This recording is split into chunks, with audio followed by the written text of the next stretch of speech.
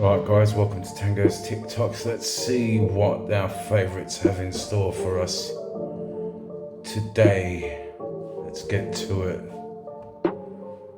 American bread is not allowed in Europe because it's not legally classified as bread. Question is, who is to blame here? Is it the company or is it the government? I'd say it's America's insane lobbying. It's a legalized form of corruption. But that's where I'm a bigger fan of European policy. Here in Estonia, I've had the benefit of meeting various people who work in the government, and I look at the policy that they are enacting. For example, in Estonia, 51% of the country is forested. Everything grown here is certified organic. All of this is law. I hate to break it to you, but if you live in the United States and you buy bread, it's not bread. It's a commercial weird product that here in Europe, we cannot even consider food. And that's what you're putting in your body. American bread is not allowed in Europe because it's not legally. There were these two Chinese live streamers, two guys sitting next to each other. Let's call him guy 1, guy 2. And in China, you can ask to join a live for a small fee, of course, if you donate, of course. So in the chat, there's this woman who calls and donates a supercar. Not an actual supercar. I think it's like a few $100s. It's a supercar badge. She donates a supercar and she gets to join in, and suddenly her voice is being heard on the live stream. She says, listen, I need to ask you for a favor. And the guys, they just received $100, $200. They're like, yeah, of course. What can I help you with? I need you guys to help me make a phone call. To who? An ex-boyfriend of mine. 我可以拜托你一件事吗？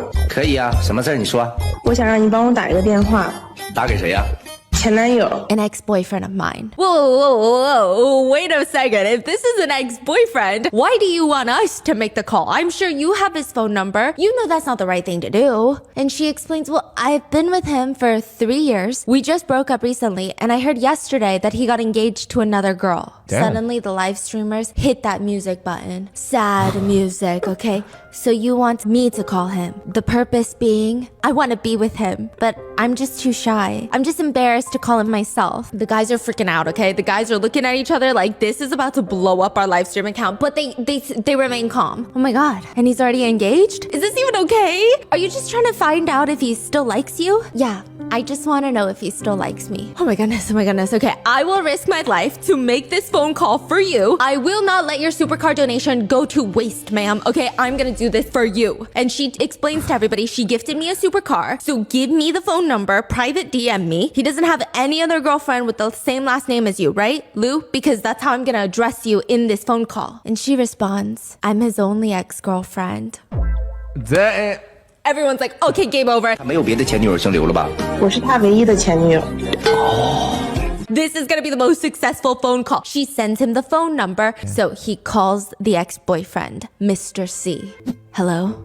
It's on speakerphone, so the whole live stream is listening to this phone call. Hi, is this Mr. C? Who is this? I'm a live streamer. In my live chat, there's a girl that said that she's your ex-girlfriend, last name Liu, wants me to send a message to you. Do you want to listen? Sure. Your ex-girlfriend is Liu, right? Right? He confirms 3 times, and the guy on the phone is like, yes, that's my ex-girlfriend. And she's been with you for 3 years. The 3 years, in those 3 years, every bit of your relationship has been burned, just incinerated deep into her heart. She heard that you're getting engaged to another girl, and her heart has shattered to 1,000 pieces on the ground, and she doesn't even know how to start picking them up, and she doesn't want to let you go, but she doesn't know how to say that to you. Yeah. I know. Can I ask you a question? Sure, ask away. Are you engaged right now? Not yet. The live streamer looks a little bit confused, but that's okay. Maybe, word of mouth got a little bit twisted along the way. So in your heart, you're still thinking about your ex-girlfriend Lou? Would you ever go back to her? 那你心里还有你的前女友吗？你还会和她复合吗？ There's a moment of silence. Everyone on the live stream chat is holding their breath and they're pausing. And Mr. C on the phone says, yes, I would. damn. And there's romantic music filling the chat. There's sighs of relief from the live streamer. Oh yeah, thank you so much. Thank you so much for taking the call. Thank you for your answer. I am here wishing you happiness, and I'm gonna go now. They turn off. He turns to the camera. Miss Lou, Miss Lou, I believe you heard your ex-boyfriend. What do you think? What do you think? Did we do a good job? Did we do a good job? Are you happy? Are you gonna send me another supercar donation? And she's very quiet. It's a long pause. And then her voice comes onto the screen. Actually, I'm not his ex-girlfriend.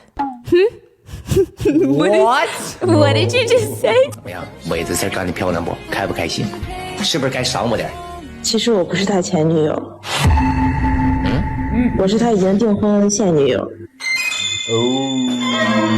现在你帮我看清了他，我不会和他结婚了。I'm his current fiance that just got engaged to him. The two live streamers, they're like holding each other. Their nostrils are flaying. They look like they've seen a ghost in the chat. They don't even know how to respond. There were these two Chinese live streamers. I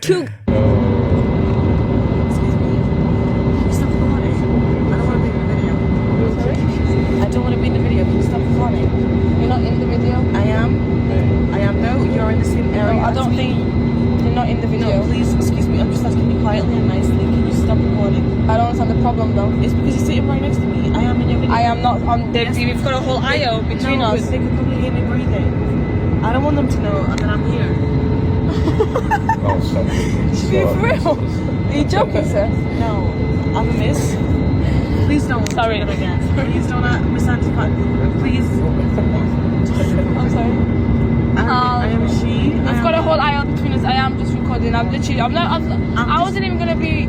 Sir, I was just checking my hair out. I'm asking, can you please stop recording? No. Just to get off this I've got every right to record myself. If I'm not recording you. Right. All right. We're just gonna call the. Right. Yeah.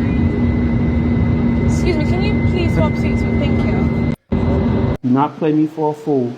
I would never do that. I will respect jump you. across this bench and forget that I'm a judge. I don't want no beef with you, Your Honor. Okay? You planted a firearm on this young man. This young man got arrested. This young man lost his job. This young man, as of right now, is on probation over something that you did. So what we're going to do is I'm going to follow up on his previous case, and I'm going to see if I can get that thrown out. I will get in contact with the county attorney and see if we can get that thrown out. As far as the $5,000 that you're asking the city of Mango Park to pay, you will get that $5,000. Thank you. Thank okay? you. Now, here's the other thing. You did not ask this for, but the court is going to grant this to you. There's a thing called punitive damages. See, the compensation is for the agency that he works for, the $5,000. All right. The city is going to be responsible for that. The punitive is based on what he does. Yes. So you're going to get something from him personally out of his bank account. Okay. Thank you. And I'm going to grant you for your loss, pain, and suffering $100,000. Oh, okay? It's going to come out of his Your Honor, pocket. I don't have that type of money. I don't. Say another word. That was altered. Say another word. Officer Leon, you are a disgrace to this city. You are a disgrace to the Mango Park Police Department, and I am so incredibly disgusted right now, you have no idea. I will be making sure that Internal Affairs knows about what happened here today. You know, I'm pretty sure they already know about that videotape. I am quite sure that they already know about that. That was altered, Your Honor. No, it wasn't altered. You know what you are? You are a bad police officer. You are a crooked cop. Which makes me wonder, why would you have a gun in your car to drop off in somebody's car? When I first started, there was this thing that the old timers called having a throwdown gun. You know what that is? Never heard of it. A throwdown gun is a gun that they would keep in their car, so when they would shoot somebody and kill that person, they can take that gun, put it on them, and say, hey, that guy had a gun. That's why I shot him. No, me and my team, that we was don't a do tactic that. from 30, 40 years ago. And I know that tactic, a lot of officers still do that just in case things go sour. That's the movie and you stuff. did that. That's the movie stuff, Your Honor. They don't Now do that that no movie more. stuff. That's movie stuff. They don't do that no more. Trust me. I'm sorry. You can't argue Am with I that. still a captain with the Mango Park Police Department? Do I not know what's going on in my city? Do I not know what's going on in my department? You don't know every star. I don't know what's going on with you, but I just found out today, and you're going to go to Internal Affairs. As a matter of fact, I will do you one better. Bailiff, Take this man into custody. Your Honor, you serious? I'm Come on, you're not on my team? I am arresting you for making a false arrest. We go to the same gym. You gonna do me like that? Oh yeah, well, I'm gonna do you like that. I'm gonna make sure that your gym membership gets canceled. We don't want nobody like you in our gym. You are a disgrace. You ought to be ashamed of yourself. But you know what? You're not. You're feeling good. And you know what I'm gonna do? Once I get back on the street, all your buddies who have that same mentality that you have, I'm going to go after them, and I guarantee you I am going to rid the Mango Park Police Department of everybody that has your mentality. Good luck. See you later. It's time. We're gonna see you. Yeah, I'm going to see you. All righty, Thank sir. you, Judge. Thank you, Judge. When my bailiff gets back, unfortunately, he does have to take you back to the county jail. Yes, sir. And after that, we will start the process to make you whole. All right, Are there thank any you so questions much. or concerns? No, thank you. All right. You did more than everything All right. today. Goddamn crooked cop. Court is adjourned. Dude, shit. I like that.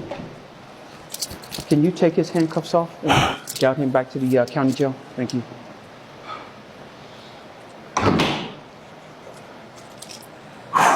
These things was tight, man. Thank you so much.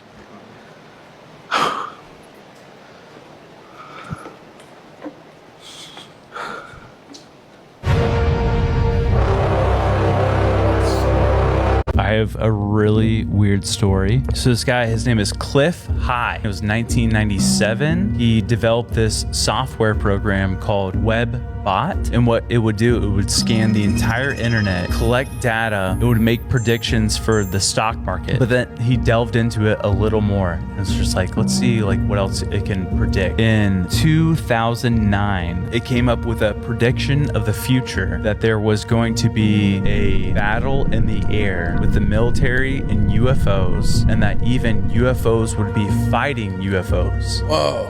But there had to be a trigger to Set it in motion. Yeah, set it in motion. It said that when this trigger happens, then 39 days later, this prediction will come true. Here's the crazy part. 2009. The trigger was Donald Trump would be interviewed by Joe Rogan. Bro, no. Nuh-uh. No way, dude. That's crazy. I have a really...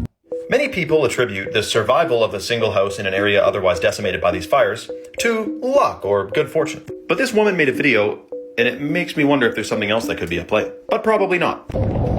So I talked to the owner of this house right here in Pasadena. I talked to the owner. The owner does not have a smart on this house, on the front part of his house. There's no smart. No smart. So the house did not burn. The back house is the part of the house that had the smart, and everything in the back of his house is burnt. So let's start investigating. If you're in California, go to a surviving house and ask the owner some questions and get back to me, and we'll make a whole series about it.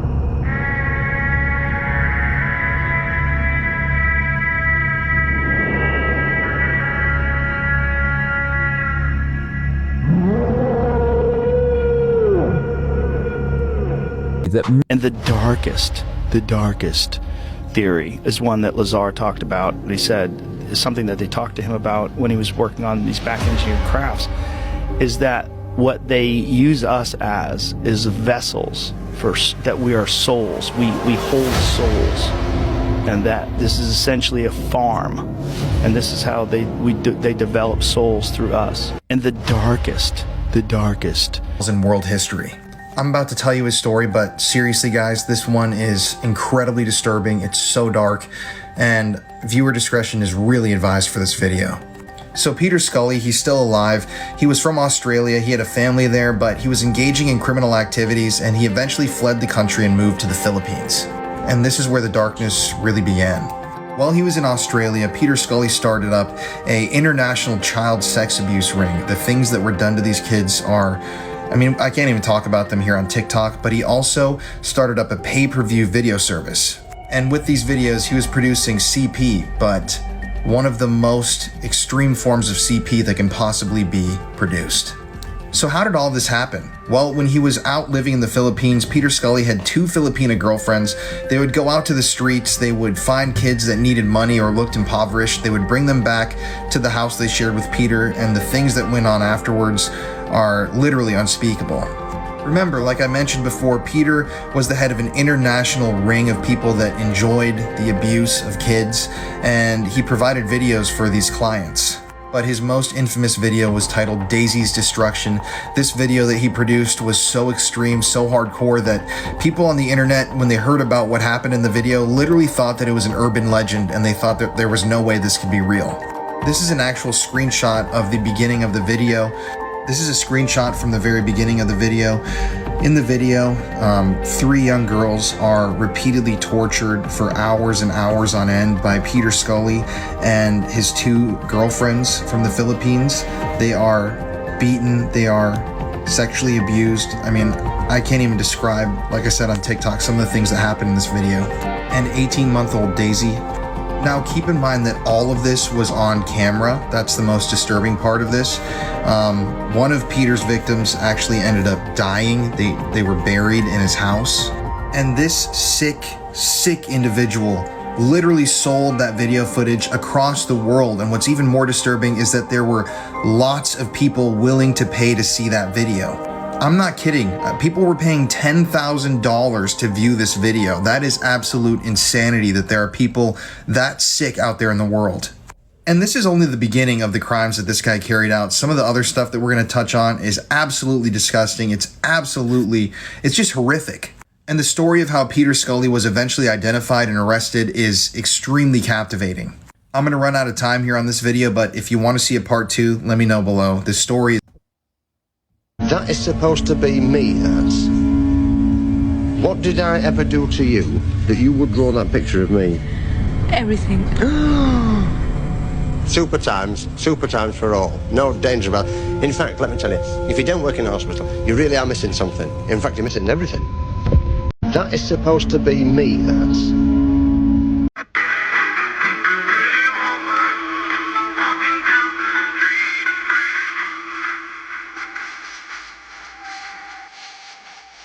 The person you just saw in that video was convicted sex offender and pedophile Edward Mascare. Edward was somewhat of a celebrity on YouTube because of the extremely bizarre videos that he posted all the time.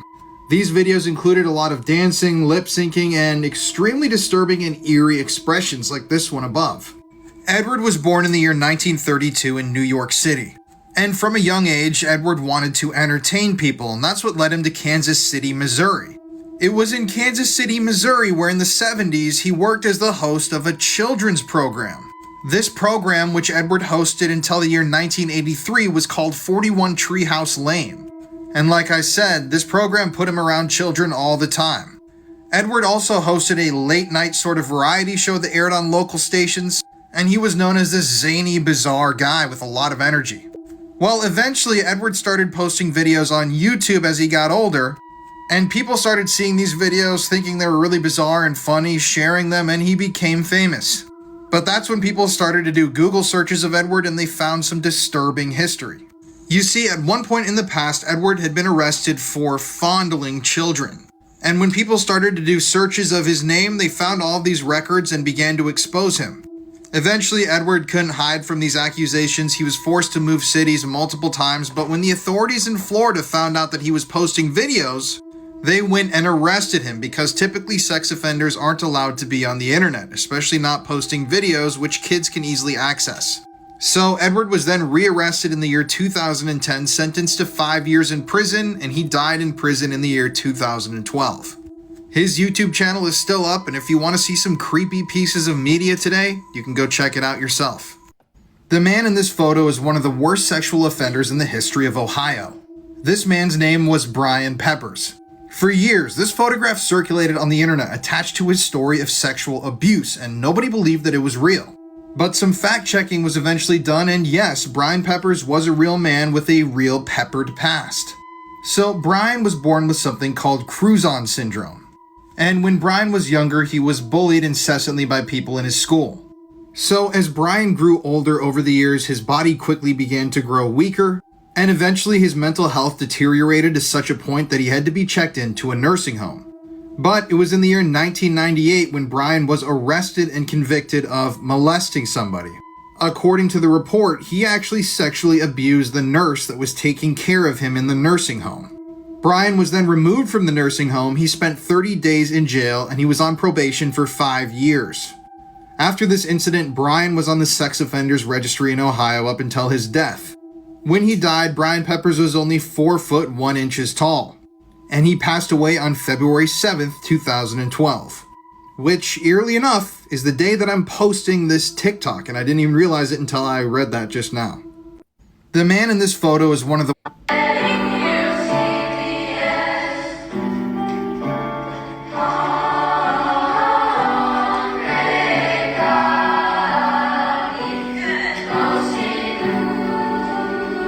The woman you just saw in that video leading the class, 26-year-old Reagan Gray, turned out to be a pedophile.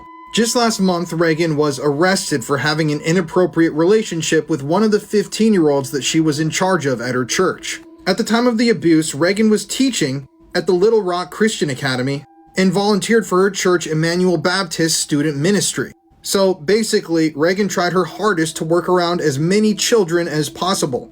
Who knows what kind of horrific thoughts were running through her mind at all times when she was around these kids. Reagan, before her arrest, was a woman of God, someone who devoted her life to living a pure, holy life. But in 2020, the parents of a student allegedly found text messages between his teacher and himself. Keep in mind, he was a minor. They confronted Reagan about it. She said she would cut off all communication with the kid, and she insisted that it had never been physical. However, in a counseling session in 2023, Gray herself admitted that the relationship had been physical and sexual. And after she ratted on herself, an arrest affidavit was secured, and she was eventually arrested. Now, the teenage victim would actually state that Reagan would send him naughty photographs every single day while they were communicating. They also said that they kept their activity to only stuff using the mouth, because she said that she and the student needed to stay pure, which is just disgusting. But this church has had a lot of scandals this year. The same church in March of this year revealed that the children's former assistant children's program director, a man named Patrick Stephen Miller, had had an inappropriate relationship with 2 young girls, and he had assaulted them while they were inside of the church. Hopefully the legal system hands this woman a punishment that goes along with the severity of this crime. But in America, you really never know. She'll probably get 2 years and be out on the street again to victimize more young children. And if you want to hear more true crime stories, listen to the podcast Murder in America that I co-host with my wife, Courtney. It's available on all streaming platforms like Apple Podcasts.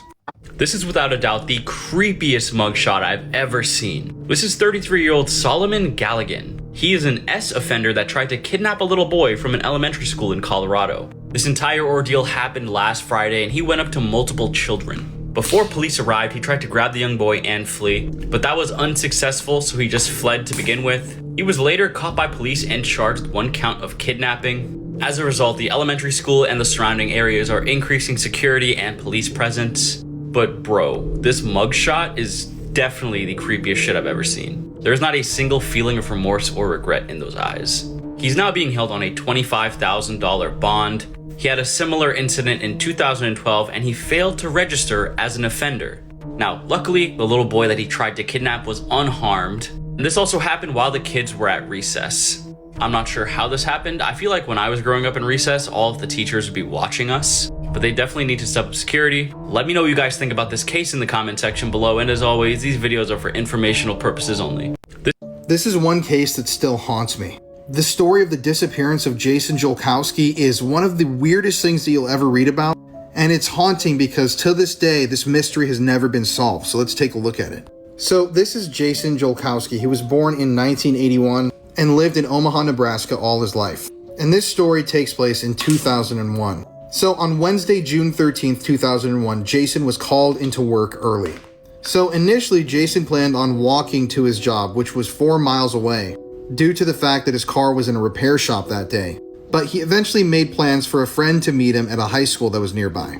So this high school, Benson High School in Omaha, Nebraska, was only half a mile from Jason's house. Literally an 8-block walk, and that's where his friend was supposed to meet him. So just take a look at this photo. This is the exact route that Jason was going to take to the high school. It's only a 10-minute walk, and keep in mind, he was about to make this walk in the middle of the morning in broad daylight. In a city like Omaha, Nebraska, where crimes like disappearances and murders don't really happen all that frequently. So at 10:45 a.m. that morning, a neighbor saw Jason helping his younger brother with the trash outside of his home. And at some point right after that, he left to go on this walk to go meet his friend. And during this walk, Jason vanished off the face of the earth. So to this day, no trace of Jason has ever been found. There were no remains ever recovered. Nobody has seen anybody that's ever looked like Jason.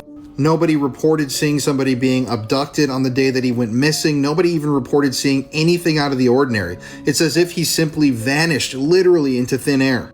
They even checked the security camera footage from the school that he was supposed to be walking to that day, and the security camera videos showed that Jason never arrived. It was somewhere on that half-a-mile walk when he vanished. Now, Jason's parents have suggested that they believe he may have been abducted and killed, but with no body ever having been found, that theory is just really hard to prove. And yeah, it's been over 20 years since this happened, and no trace of Jason has ever been found. That's why it's a case that will haunt me. I mean, it's just scary to think that you can be making a half-a-mile walk in the middle of the day, in the middle of your city, and go missing, and no one will ever even find a piece of your clothing. This is one case that still haunts me. The story of Anyway guys, thanks for watching. This was Tango TikToks. If you like this video, like and subscribe. Share, leave a comment down below where you're from, and have an amazing day. Bye.